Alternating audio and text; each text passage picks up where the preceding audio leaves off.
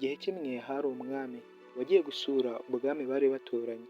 Agezeyo umwami wabwo yaramwishimiye amuha impano y'ubwoko bw'inyoni bubiri bwitwa Macao Parrots. Izo nyoni nziza cyane yigeze kubona.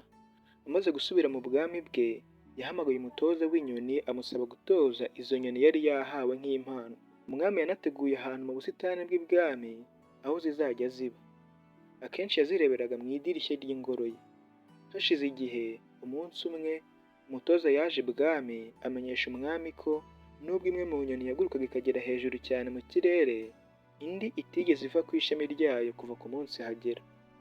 Umwami amaze kubyumva, ahamagara umutoza n'abavuzi bandi baturutse mu bwami bwegereye, bose bagerageza uko bashoboye, ariko ntibashobora gutuma iguruka. Ndetse yasabye abambari be kugerageza gushaka ubundi buryo bwo gutuma iguruka, ariko byose birananirana. Ntiyigeze iva ku ishami ryayo na gato. Hanyuma, nyuma yo kugerageza byose, umwami yatekereje ko wenda akeneye umuntu ushobora kuba amenyereye aho ngaho atuye. Yasabye urukiko rwe gushaka umuhinzi mu cyaro akamujyana mu kiraro kugira ngo arebe nimba ashobora kumva cyangwa kumenya ikibazo ifite. Bukeye bwaho, umwami yanejejwe cyane no kubona nayo iri kuguruka hejuru y'ubusitani bw'ibwami. Yasabye umugaragu we guhamagara uwo muhinzi ngo amusange amubaze impamvu cyangwa uko yabigenje. Umugaragu yahise agenda asanga umuhinzi amubwira uko umwami amubwiye. Umuhinzi araza ahagarara imbere y'umwami. Umwami aramubaza ati, ni gute watumye nayo iguruka? Ubwo ndavuga ya nyoni imwe yitwa Macao Parrot.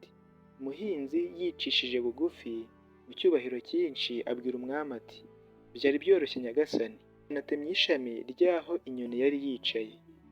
Mu buzima bwacu bwa buri munsi, twese dufite impano n'imbaraga zo kubona intsinzi mu buzima bwacu no kugera ku bintu byinshi byiza, ariko tunanirwa gukusanya ubutwari busaba kugira ngo tugere kuri iyo ntsinzi, kandi twarangiza tugatsimbarara cyangwa tukaguma ku bintu tumenyereye. Wowe ntabwo ukeneye umuntu cyangwa ikindi kintu gituma umenya ko aho uri nta kintu uri kunguka cyangwa utari gutanga umusaruro mu buryo bukwiye nk'iriya nyoni. Ugomba kwigobotora ibikugumisha hasi kugira ngo ushakishe amahirwe mashya niyo yaba yiyongera ku yo usanzwe ufite. Bizagufasha kubona intsinzi irenze wifuza.